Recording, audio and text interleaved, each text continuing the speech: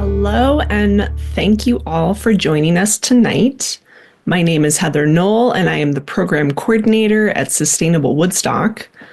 Founded in 2009, Sustainable Woodstock is a not-for-profit community and environmental action and education organization. We exist to lead our communities through the climate emergency, empowering Woodstock and the rest of the Upper Valley to meet climate commitments and live sustainably through advocacy, education, and collaboration. And this event is a part of our Green Drinks series. Green Drinks are social events to connect people who have similar interests. Now, tonight we have Brad Long from Efficiency Vermont joining us. Brad has been working with Efficiency Vermont for over 8 years and has spent most of his career working in the green technology sector.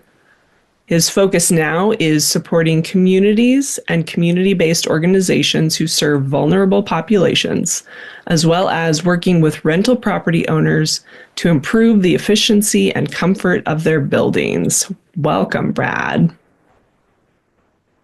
Well, we're a not-for-profit organization. We have been doing this since 2000, so we're in our 25th year here working with ratepayers in the state of Vermont. So just a quick high-level agenda here. We're going to talk about what weatherization is. We're going to talk about a health and safety component behind weatherization, because that's a really important piece of this. We're going to talk a little bit about home repair and how that plays into weatherization projects. We'll talk about our home performance with Energy Star comprehensive weatherization program, the incentives, how to get involved, the whole 9 yards. We'll talk about our DIY weatherization program for the handy folks out there. We'll touch a little bit about on weatherization agencies. The state has 5 of them, and we'll talk about where to begin. So here we go. So what is weatherization? I love this. It has been super windy lately, and there's times I go to take the dog out and I don't feel like putting on multiple layers, so I might have like a sweatshirt on, and I go out into that wind, and while it keeps me kind of warm, the wind blows right through that sweatshirt. That's the insulation we all have in our attic right now. If I want to stay comfortable outside, I'll put a windbreaker on top of my sweatshirt or my sweater. And that windbreaker stops the wind from blowing through the sweater, which allows the sweater to actually stay insulated. It lets it maintain its insulating characteristics. So if we think about a house, and on the next slide, we'll talk about how air moves through a house.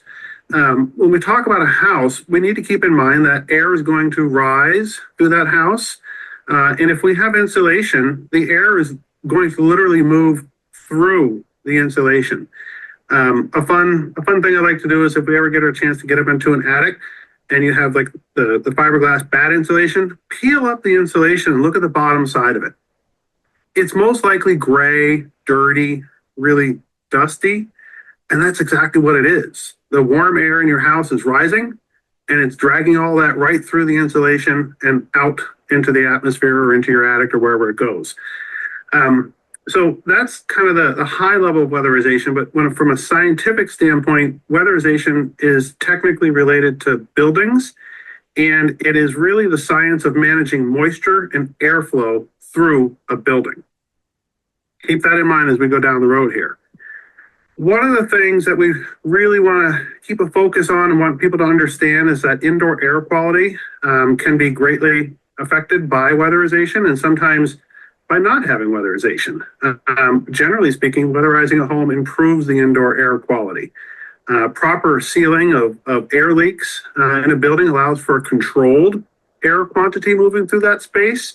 And working with certified Building Performance Institute contractors helps ensure that the air quality is considered when weatherizing a space. We'll get into that a little bit more, but there really is an emphasis and an importance on having qualified people perform energy audits and weatherization of buildings because health and safety really is a big piece of this. But let's dive into airflow real quick, and then we're going to talk about specific weatherization strategies and then get into all that fun programming stuff. If we look at this house here, the basement area, the basement sill is where most air comes into a home. And the reason is as the warm air in the home is rising and leaving, anything that leaves must be replaced by something that comes in. So if we keep that in mind, when we warm up a space, an indoor space, anytime air can move through that space and leave the space, something else is coming in. It typically comes in on the bottom. This is why oftentimes in homes that are particularly leaky, the first floor is very cold. Like the floor itself is very cold, especially if that home has a basement. So if we take a look here, when we talk about kind of where to weatherize, there's always been what we call the ABC, the attic, the basement, the ceiling. We modified this a little bit. What I'll say is most heat loss occurs in that first spot, which is up in the attic, because that's where most heat collects in a home. So insulating that space and laying a vapor barrier down or an air barrier down so air can't move through it, and then insulating on top of it allows us to insulate properly in attic.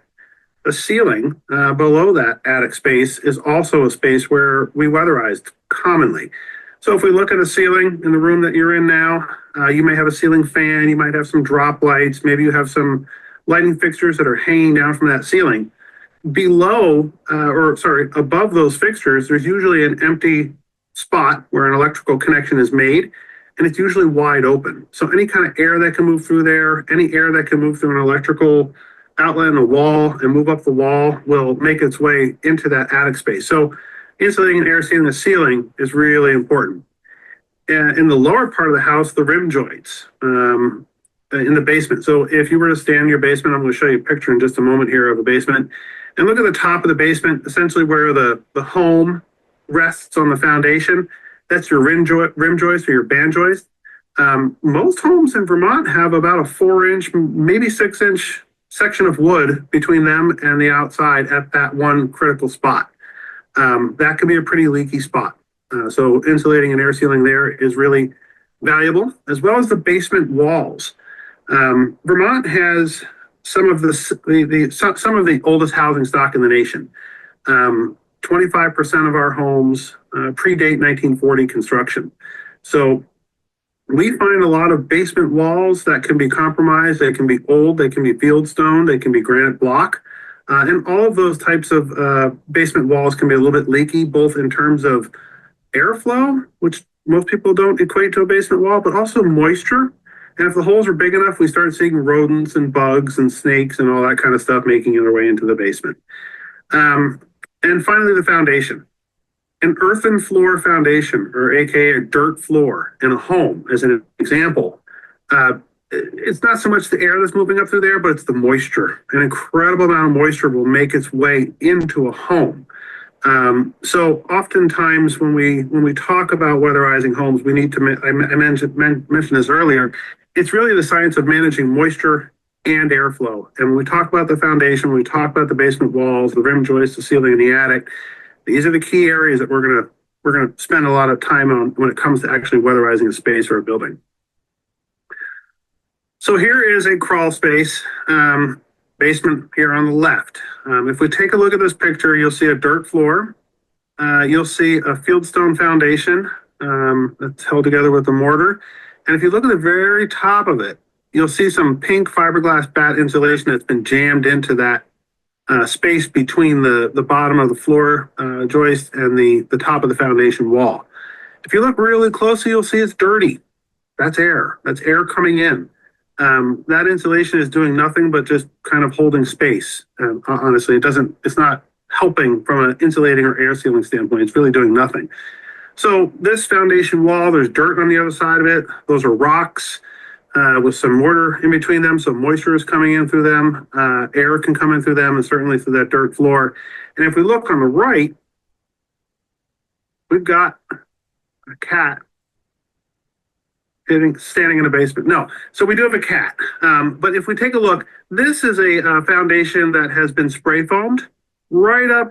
Basically, the cat is standing on the top of the stone or concrete portion, and then there is another portion that was brick in this particular building, and then you have the floor joist resting on top of it. So this has been spray foam with a closed cell spray foam. And if you look at the very bottom of the image, what you'll see is a barrier on the floor. So if you direct your attention back over to the left-hand picture, what we would do in a situation like this is we would cover that floor with a barrier, a vapor barrier, and we'd wrap it up the side of the wall, maybe a foot and a half. Then you'd spray foam on top of that, and that begins the sealing process. So the floor at that point in time is no longer making any atmospheric contact with everything above it. It is sealed off. So the moisture and air that could once move through the floor has been sealed.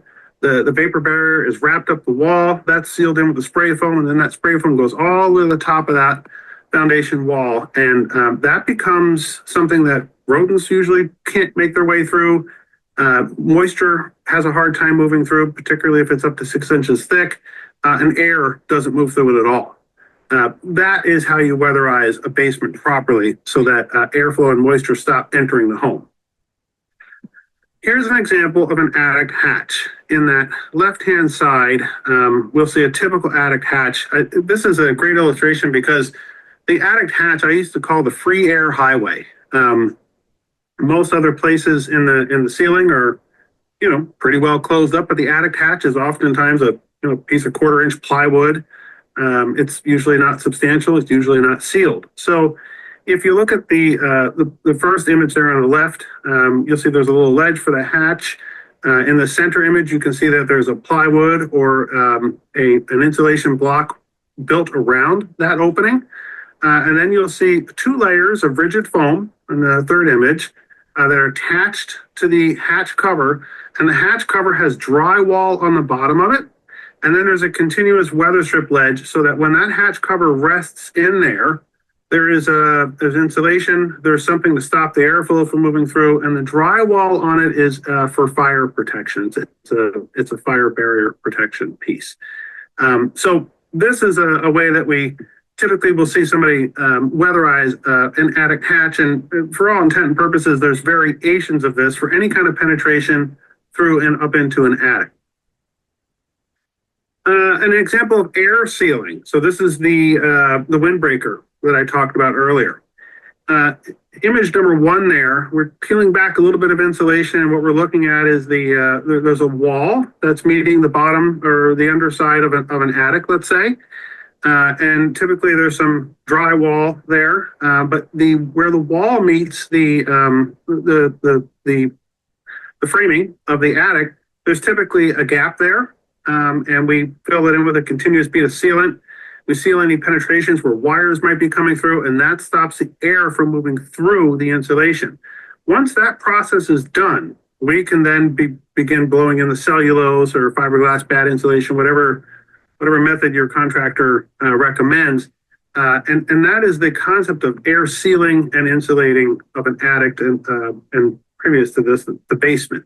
And these are high level. This is kind of a generalization of the process, but it should give folks here an idea of what this actually looks like when we start doing this in a home. So I mentioned health and safety. This is a concrete block wall foundation, and we can see moisture there. If we don't deal with, let's just say, moisture in a basement, and we insulate and air seal in the floors above it, the moisture that used to evaporate through the house will now stay in the house, and that becomes a health and safety issue inside the house. So oftentimes when we're talking about weatherizing a building, managing moisture, sometimes we find asbestos insulation that has to be removed in hot water piping. Oftentimes we'll find vermiculite insulation in an attic. We might find structural damage that's allowing for rodent infiltration or moisture or air coming through. Older homes sometimes may have knob and tube wiring. Some of it's still live. That's not great. The rodent infestation, we certainly want to make sure there's no rodents living in the house before we weatherize it. Any structural failures, lead paint, anything like that, we really want to try to make sure these things are taken care of first, because once we make this house tighter, we're living with this stuff now a little bit more intimately, but that's nothing we want to get involved in. So to that extent, one of the things Efficiency Vermont launched back in October, which seems like a world ago, is our new home repair program. And this really should be labeled home repair with weatherization. The next slide I'm going to show you talks to our weatherization program. So one of the things that we've learned in 25 years of working in Vermont households and buildings is that oftentimes people run into obstacles that prevent them from weatherizing a space.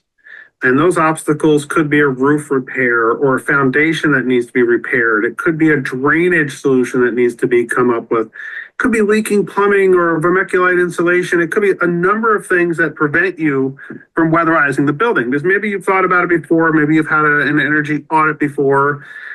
And the contractor said, well, it's going to be 10 grand to weatherize the building, but you've got $7,000 worth of repairs that need to be done first. We really can't do it. And that puts you back to the sideline. This program here will allow for up to $15,000 per household to be used to effect a repair in coordination with a home performance with Energy Star comprehensive weatherization project. Wow, that's a lot of words. Okay, happy to answer questions about this later, but we're going to jump right into the comprehensive weatherization project here. So Efficiency Vermont offers a comprehensive weatherization program called Home Performance with Energy Star. We issue this program through qualified contractors in the Efficiency Excellence Network. These contractors are BPI certified, which means Building Performance Institute certified, which means that they have a bit more of a science background to them. And they're studying, again, the airflow and the moisture management of a building in relationship to how much they can insulate and air seal that space. So for higher income earners in the state of Vermont, folks can receive up to 75% of a project cost back up to $4,000. If you qualify as moderate income in the state of Vermont and you own a home, a resident can receive 75% of a project cost up to $9,500 back. If you qualify as a low-income resident in the state of Vermont, you can receive up to 90% of a project cost back up to $9,500. The income levels are based on housing and urban development income charts. And on our website, if you went to efficiencyvermont.com/HP, that would bring you to the home performance page where you could learn a little bit more about the program. And embedded in that page are the income charts that you can use to determine where you might land on this scale. But wait, there's more. So if you wanted to do some things yourself, we have a very limited do-it-yourself rebate. It's if you complete one project that is relating to air sealing or insulating of your home, you can receive $100 back. Pretty basic, but it's a great way to maybe chip away at something that's been bothering you, or maybe you had some previous work done that wasn't quite finished. Maybe you've been utilizing the window dressers, which you can, if you're purchasing a window insert, you can use it for something like that. Maybe you've just put a new water heater in and you have to insulate the pipes. Either way, this is available to you every year. And for folks out there that have a home but are considered low income, the state has the weatherization assistance programs. In the region of the state that we're talking about this evening is Sevka. Well, I went through the whole day there. There are free weatherization services that are available. So what this means is that state agencies have dollars and work crews available to help low-income Vermonters weatherize their homes at no cost. This is a great place to start. If all this seems just totally unaffordable, this might be a way that you can weatherize that home and start realizing the benefits of a weatherized home. And you know, the reason that we offer very little financial assistance to DIY versus comprehensive weatherization is really due to the health and safety concerns. You know, weatherizing a window or an exterior door, insulating hot water pipes, I think those are great DIY projects. I think when it comes to comprehensive air sealing in an attic or a basement or throughout the house, getting up into those dangerous places and dealing with potentially hazardous materials, disposal of some of those materials, and making sure that the home is being weatherized in a safe and efficient manner. And then finally checking the health and safety of the home per these professional BPI guidelines once it's finished. It's just, these are the critical components of weatherization. And that's why we We offer our incentives for projects that are completed by home performance with Energy Star contractors that we spoke about earlier. It just breaks that down a little bit. One thing I'll say is a lot of folks ask me, I do a lot of public events, and they'll ask me, they'll say, hey, Brad, like, you know, we just need to cut back on our heating expense. The house is, it's cold, and, you know, we're thinking about getting about 3 heat pumps into the house. What do you think of that? I think that we should really talk about weatherizing the space first. Mechanical equipment wears out. Mechanical equipment requires maintenance. Mechanical equipment is subject to many things that can impact its longevity and its performance. And while mechanical equipment can be a great way to achieve greater efficiency and greater comfort, oftentimes working with the building shell first is the most effective way to reduce fuel consumption and increase comfort in a space. I've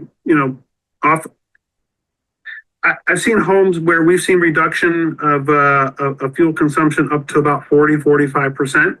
I'd say the average home in Vermont is going to see somewhere in that 18 to 22% reduction in energy use. So if we just kind of throw a thumb at it, 25-30% reduction in energy use and a greater comfort level in a home is the place to start, and it will last for the life of the home. You don't have to maintain weatherization. You don't have to replace weatherization in 10 or 15 years. It's there to stay.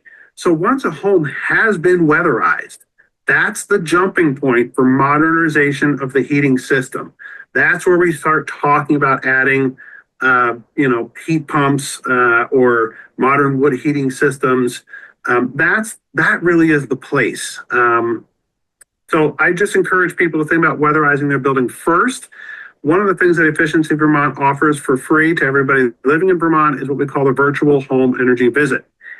This is a private consultative conversation between the homeowner or a renter in some cases with a Efficiency Vermont home energy consultant. And that consultant will go through the home with you virtually on an iPad or on your iPhone. You can look in the basement. We can talk about sill plates. We can talk about bulkhead doors, and we can talk about weather stripping, windows, and all the things that people have in their mind in their home. One of the things that I've learned through the years is everybody's home is very different, and we all have different goals and objectives and different obstacles to move around. That call with our residential engineer takes all that into account. We try to leave everybody with a personalized strategic plan and the resources available to go out and do that work. So I encourage the virtual home energy visit as a great place to start. It is not an audit. Just want to say that it is not an audit, and it's very specifically not an audit, and it's for a pretty good reason. So give the home energy visit a try. If you're a new homeowner, if it's a new home that you're in this year, congratulations. And this is a great place to start to learn about your home. If you've been there for a while, you're wondering what to do, you don't know what step to take, you don't know where to begin, this is where to begin. And I just want to point out in this picture, if you look at the top of that door and you look above it and you see that insulation, some of it's dark gray. That's air moving through the insulation. No air sealing. Okay. If you are a renter, we work with rental property owners to take advantage of weatherization. There is the income eligible weatherization assistance program that the state offers. There is the comprehensive weatherization with home performance with Energy Star, and there's a little bit of the DIY weatherization.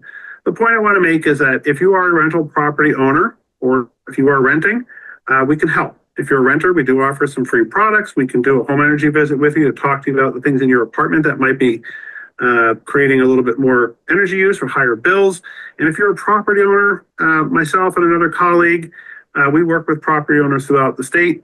I'm the beast in the east, he's the best in the west, and we split the state up and we work with property owners to try to weatherize the buildings. So give us a call, we can work with you and help things out. So in terms of getting these projects done, the incentives are great. There's some big money available out there right now, but sometimes there has to be a bridge from a loan standpoint. Depending upon your income and depending upon the term of the loan, you can see the chart here. We're showing that for eligible products, including like weatherization or heat pumps and heat pump water heaters or wood heating systems, homeowners can finance up to $20,000 through this home energy loan and finance their project. That might be an option. Helps you get from one side of this to the other. And there's also the Weatherization Repayment Assistance Program, or WRAP. This is kind of interesting. So this is a repayment through your electric utility.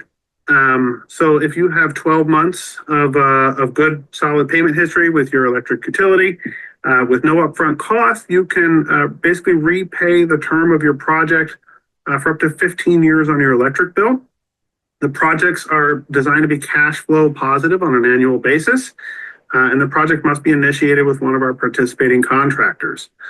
It's just another option for people to find a way to weatherize their building without putting any money up front. And what can you do next? You can reach out to us, 888-921-5990. We're there Monday to Friday. Leave a message if you're most available after hours, and we'll try to make an arrangement to call you after hours. You can schedule that free virtual home energy visit. You can use the Find a Pro page to connect with one of the local contractors. And if you think you might be income eligible, you can call your local community action agency, which in your neighborhood there is SEVCA.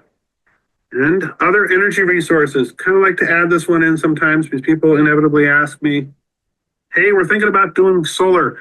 We can't help with solar, but Renewable Energy Vermont can. That's an information and business directory for renewable energy businesses, including solar, wind, and battery storage. Drive Electric Vermont, information and resources on electric vehicles and charging stations, and then Go Vermont for commuting. And that is all I've got. I'll leave my email up there for a minute, and then I will stop sharing the screen when Heather gives me a thumbs up, and we'll take questions. Okay, very good. All right. Thank you so much, Brad. Sure. Thanks so much, Brad. That was great and a fun overview. Yeah, my pleasure. Okay, so we have our first question is from Teresa, and Teresa asks, how effective are the attic hatch kits that you can install? Teresa, I think that's a good question because back to that attic hatch being the free air highway, I'm not particularly familiar with these kits. Happy to take a look at one, but generally speaking, any time that you can create an insulating layer and an air sealing layer for that attic hatch, it's going to be pretty effective. We have a section on our website, maybe a PDF that we can send around that shows folks how to do that.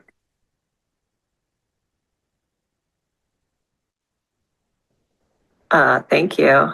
And yeah, if anyone wants to put a link to like a specific kit in the chat, we could have Brad take a look.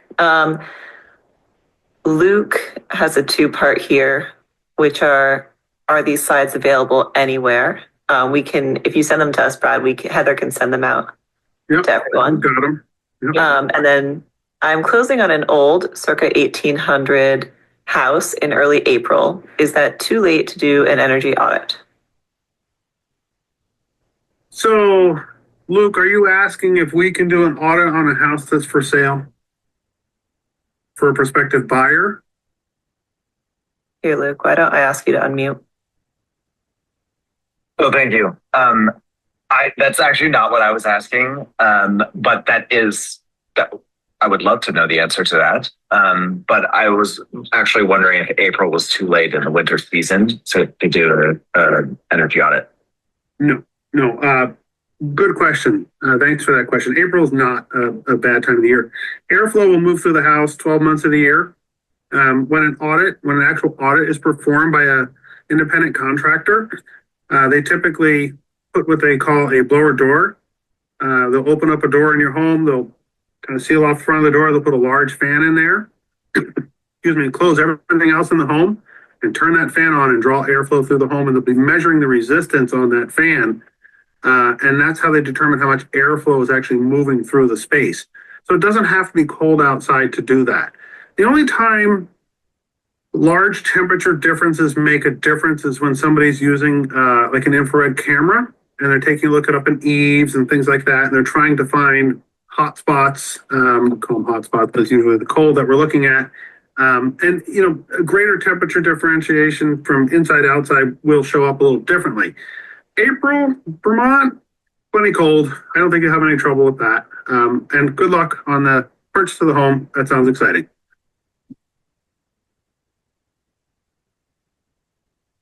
All right, our next question is from Scott, and Scott asks, does the Efficiency Vermont Home Performance Program apply to condos or only single-family homes? It absolutely can apply to condos. It depends if you've got a condo block with maybe 6 units in it. If you're talking about just your individual condo or the whole block, they might be handled a little differently, but we do have programming available to help folks weatherize their condos. Sometimes they're considered what they call ground to sky, or sometimes they're considered stacked units. So it really just depends on whether or not the condo has its own attic and its own basement, or if those spaces are shared with the rest of the units. But we can work with you to try to sort that out. It can be a little bit complex, but we can try to help navigate that for you. Thank you.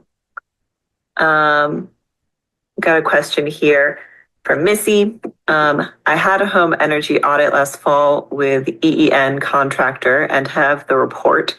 Do I proceed with you or with that contractor? Great question, Missy. So if you've got a report from an EEN contractor, you would proceed with that contractor. So Efficiency Vermont doesn't do any of this work in the field. We administer the programming. So ultimately, that EEN contractor, what they could do for you is create a scope of work. You could agree to that scope of work, and if the contractor is willing to do the work, you can hire them to do the work, or you can hire somebody else to do the work. The Home Performance and Energy Star contractor is then responsible for coming back once the work is completed and inspecting it and signing off on it. They're looking for health and safety. They're looking for to make sure that the scope was adhered to, and they're going to do another blow door test to determine how much the airflow reduction has occurred. And then they will submit your project for final payment, and then the incentive will go out. I hope that answers that question for you. Thank you. So I've got a question here from Todd. Todd shares that the kitchen timbre, or I don't know if you meant counter, Todd, in the corner of the countertop is very cold in winter. I suspect the contractor did not put up Tyvek on that corner under the wood siding in 2007 renovations. Would removing the siding to put up Tyvek and replace siding be eligible? So I think that you're asking in reference to eligibility for the home repair program. I can, that's my guess. Yeah. I can add to unmute too if we want. Let's see. Yeah.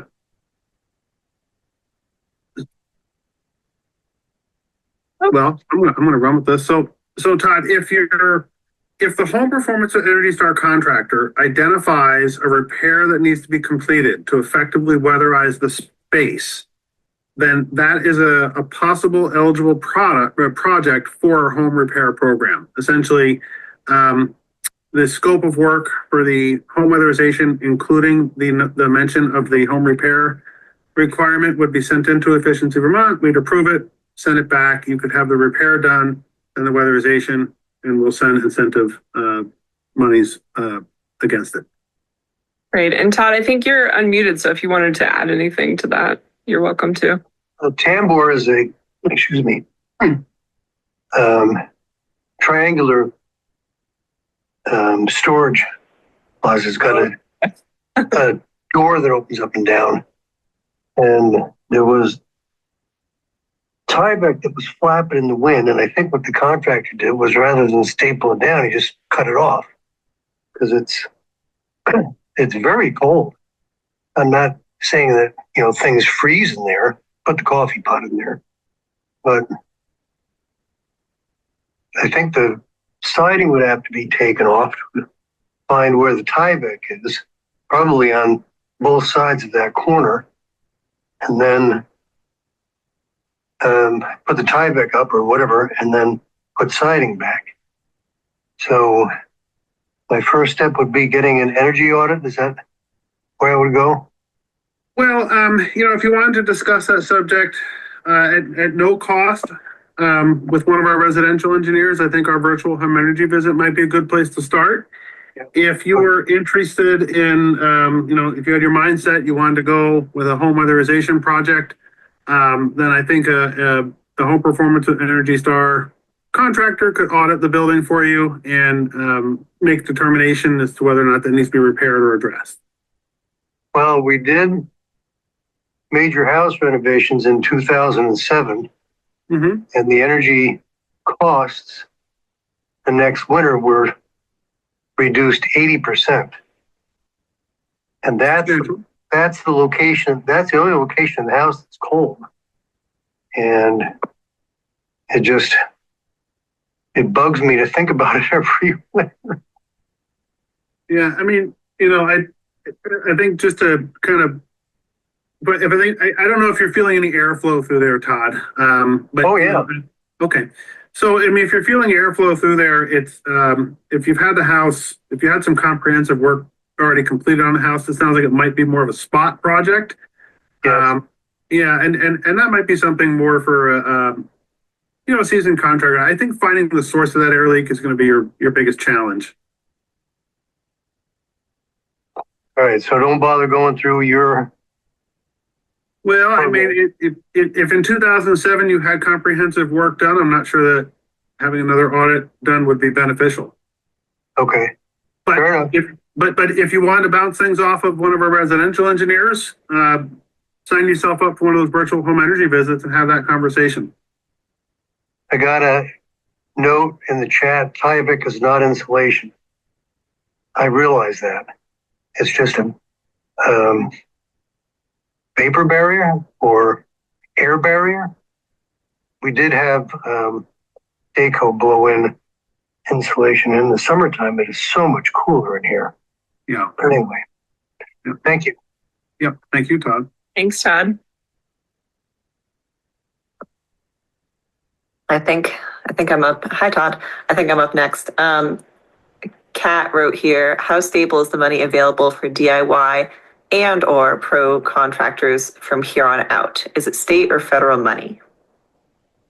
Great question. We've been getting that one a lot. Most of our funding is state funding. And right now, like the dollars that we have for weatherization projects are accounted for through 2025. Efficiency Vermont is on a triannual plan. So every 3 years, we go through a budgeting process and the money that we have available for weatherization is here now. And that comes from state funded resources largely. There is federal dollars in that budget right now, but they're ARPA dollars and they are spoken for and accounted for. So we don't anticipate that we'll see any shrinkage there. The DIY is something we've offered for many, many years, and that's always been in our budget. I don't anticipate that going away anytime ever. Great, thank you. Question from Catherine.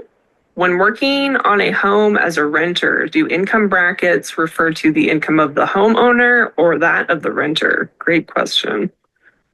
Great question. Complicated answer. Are we ready? Everybody have a beverage? This is going to be a fun one. So when it comes to our home performance with Energy Star program, if somebody was looking at weatherizing a rental building, okay, let's say it's 1 to 4 units, we qualify the building and the incentive levels based on the rent level, not the income level of the individuals in the space. If we have a duplex, a triplex, or a quadplex, and one of the rental units is occupied by the owner of the building, we start to consider income level for the owner in that scenario. Ultimately, if you are trying to receive the weatherization agency weatherization, the no cost weatherization, that is most of the time qualified and determined first by the rent level, and then at least the income level of at least one tenant in the building. that doesn't answer your question, hit us again.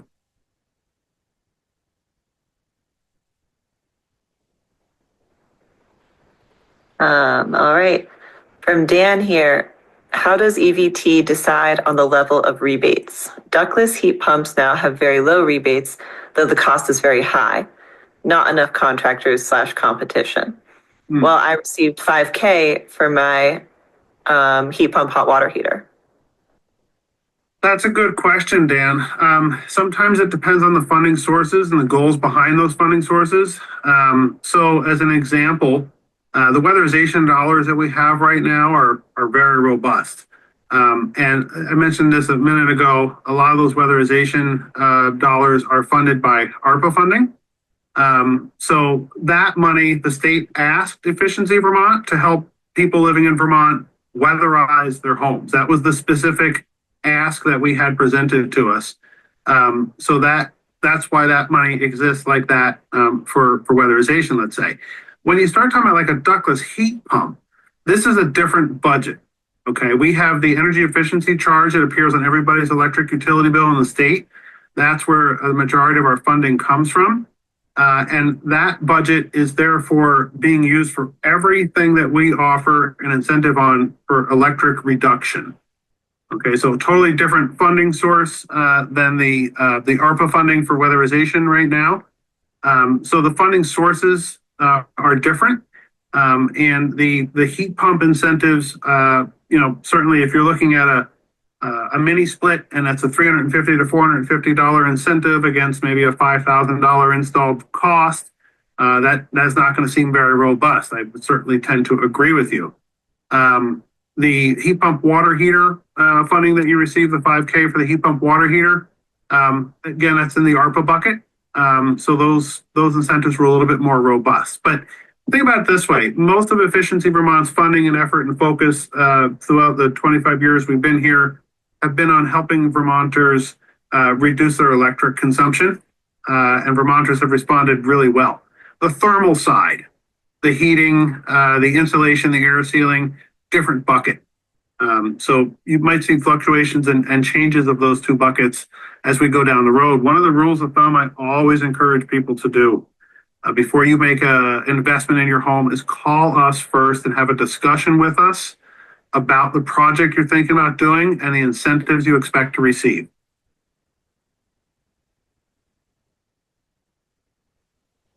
Great, thank you. We have a follow-up question from Catherine. So for a single home with renters in it, but the homeowner is living elsewhere, income bracket would be determined by rent amount and/or the income of the primary tenant. Good clarification, Catherine. Thanks for following up.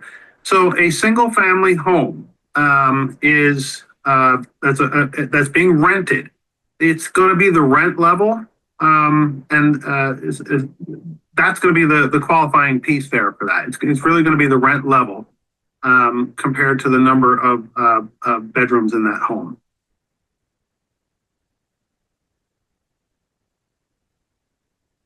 Thanks, Brad. And I just put in the chat the SEVCA link to their page for weatherization for landlords. It might be helpful to someone, and it's got the income qualifications for everyone. So Great. Good to look at. Well, this is good questions tonight, everybody. Everybody's still awake. We're doing great. Yeah, do we have any other questions here? I don't think so. If anyone has any more questions, feel free to put those in the chat.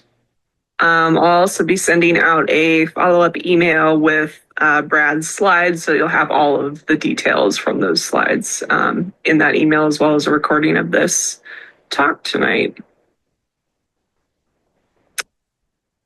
We have a nice compliment from Dan. Efficiency Vermont has been very effective. And one more question. How many heat pumps have been installed in the last 5+ years? All of them. I'm not really sure. I saw a figure the other day, Dan, that showed that there are some 66,000 of the mini splits that have been installed in Vermont. And I don't know how many years that is. I think we've had 30 something of the geothermal heat pump installations. There's also the air to water heat pumps, and there's also the air to air through a distribution network, kind of a centralized heat pump system. But they all add up to somewhere in the neighborhood of about 72,000 different heat pump installations in the state so far. Yeah. Wow, that's great. Yeah.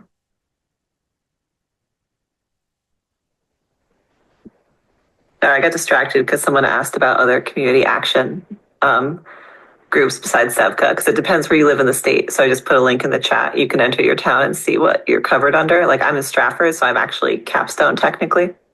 Okay. And that's what Teresa said. So SEVCA is for us here in the Upper Valley.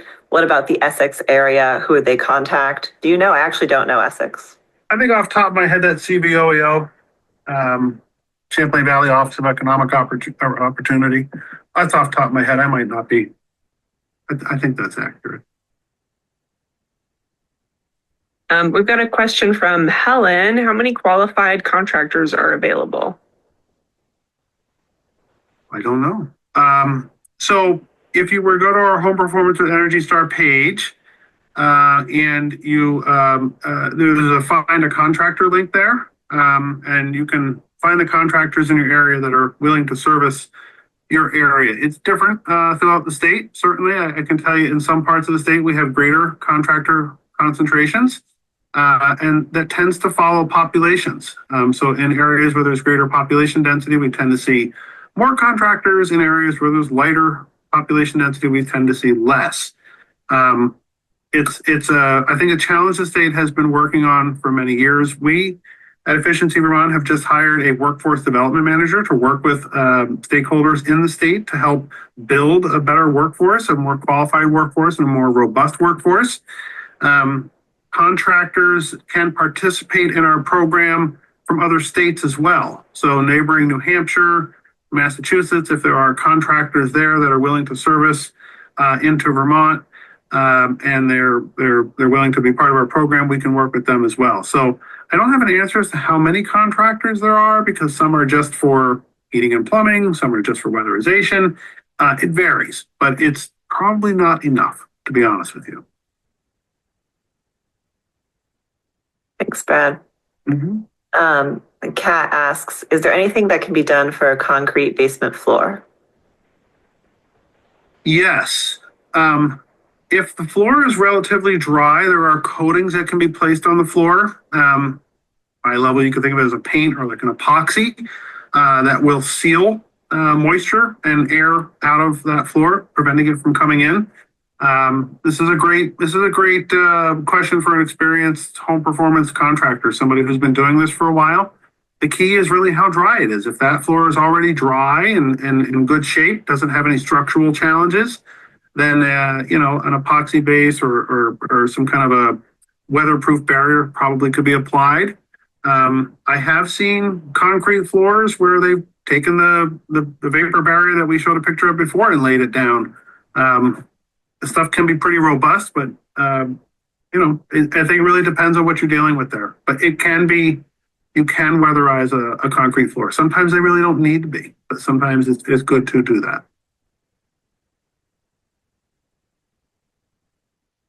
Okay, thank you. I think that was our last question. If anyone has any last question they want to squeeze in, now's the time.